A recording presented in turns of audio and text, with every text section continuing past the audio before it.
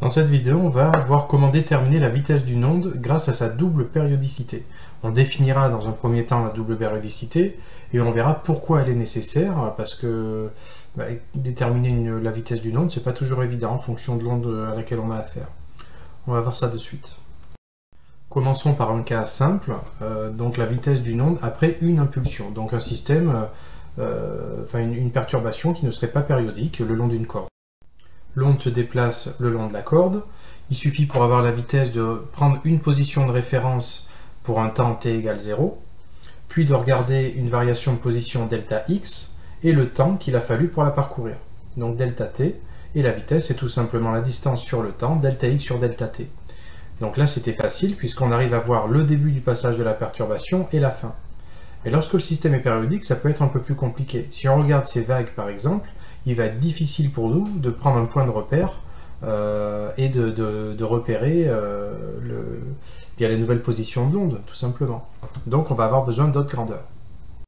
On va commencer par une grandeur que vous connaissez bien, c'est la périodicité temporelle.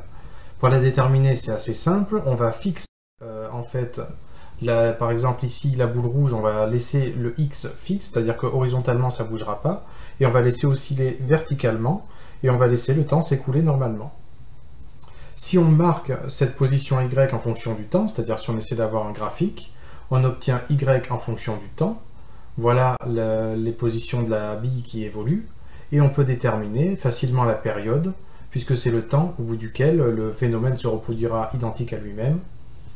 Donc voilà, on obtient la période temporelle. Ça, vous connaissez bien. Maintenant, on va s'intéresser à ce qu'on appelle la périodicité spatiale. Donc là, en fait, il s'agit de prendre une photo de l'onde en train de se propager. De cette manière, le temps n'évoluera plus et on aura l'évolution de y en fonction de x. Donc voilà, un exemple donc toujours par rapport à une vague. Cette fois, c'est le temps qui est fixe et c'est x qui varie. Et en fait, on a l'évolution de y en fonction de x. D'accord ? Ça correspond à la surface de la vague, si vous voulez. Et bien en fait, là, la périodicité spatiale, lambda, c'est la distance au bout de laquelle le phénomène se reproduit identique à lui-même. Voilà ce qu'on appelle la périodicité spatiale. Et ça correspond à la longueur d'onde qui est en train de se propager. On vient donc de voir qu'une onde avait une double périodicité. Une périodicité temporelle, c'est le temps au bout duquel le phénomène se reproduit identique à lui-même. Et une périodicité spatiale, c'est la distance au bout de laquelle le phénomène se reproduit identique à lui-même. L'objectif maintenant, c'est d'essayer de voir s'il n'y a pas un lien entre ces deux périodicités. Restons sur un point de vue temporel. Je rappelle, x est donc fixé et on laisse le temps continuer et on analyse l'oscillation d'une bille pour un x fixé. Si on déplace la bille, on a donc un décalage du signal. Autant de positions possibles, autant de décalage possible. Mais il est possible de choisir deux positions pour lesquelles, finalement, les évolutions en y seront exactement les mêmes en fonction du temps. On a donc des signaux qui seraient à ce moment-là en phase, parfaite en phase. Et bien en fait, il se trouve que la distance entre les deux correspond exactement à une longueur d'onde. C'est la distance qui sépare ces deux points. On peut donc retrouver, grâce à la périodicité temporelle, la périodicité spatiale de lambda. Connaissant maintenant cette double périodicité, donc à la fois spatiale et temporelle, on va pouvoir établir une formule simple pour calculer la vitesse d'une onde périodique. Je rappelle la formule que vous connaissez bien, V égale delta x sur t. Cette fois, on sait que, puisqu'on vient de voir à l'instant en fait qu'on pouvait retrouver la périodicité spatiale à partir de la temporelle, et bien tout simplement, delta x, si on dit que c'est une longueur d'onde, et bien le temps qui se sera écoulé pour parcourir cette distance, c'est tout simplement la période. Et du coup, la formule de la vitesse devient c, pour célérité, égale à lambda sur t. Voilà la formule qui résume à elle seule la double périodicité d'une onde. Maintenant qu'on connaît la formule, on va pouvoir regarder ce qu'on peut faire en TP pour mesurer cette vitesse avec une petite animation. Donc en quoi elle consiste? On a ici un récepteur, un autre ici, qui sont tous les deux à égale distance d'un émetteur ultrasonore. Et on a ici un écran d'oscilloscope qui représente en fait les deux signaux que l'on recevrait de la part de ces récepteurs. Ici, vous allez me dire il n'y a qu'un signal, mais en fait, comme les deux récepteurs sont parfaitement à égale distance de l'émetteur, en fait, les signaux sont en phase, donc ils sont confondus l'un avec l'autre. Qu'est-ce qui représente ce signal à l'oscilloscope? On a l'évolution selon Y, donc, qui modélise l'évolution de la tension. Tension, je le rappelle, qui est obtenue grâce au piézoélectrique du récepteur. Et le temps en abscisse. On peut donc avoir facilement la période que l'on pourra déterminer grâce à l'écran d'oscilloscope. Et on va voir comment déterminer la longueur d'onde. Allez, on y va, on va commencer par la période. Pour ça, c'est facile, il suffit que je regarde au bout de combien de divisions le phénomène se reproduit identique à lui-même. On a donc 1, 2, 3, 4, 5 divisions avant que le signal se reproduise.